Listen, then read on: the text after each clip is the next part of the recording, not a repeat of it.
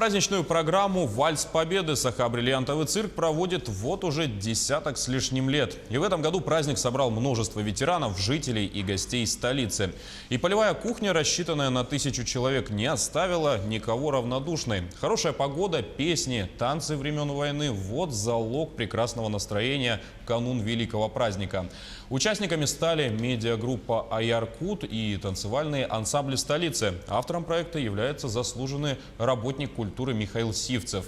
Кроме песни и вальса, собравшиеся дети войны, ветераны и просто жители Якутска стали зрителями представления «Дрессированной овчарки». Завтра будет уже от семьи Колесовой большой концерт, тоже для ветеранов войны и тыла, 2 часа. Семья Колесова – это, значит, авторский проект Марфы Колесовой, который проходит традиционно каждый год, потому что их отец, значит, ветеран войны, инвалид Отечественной войны, он кавалер Ордена Славы, медали за отвагу. В честь его, значит, вот это проводит, ну и в честь всех ветеранов войны и тыла.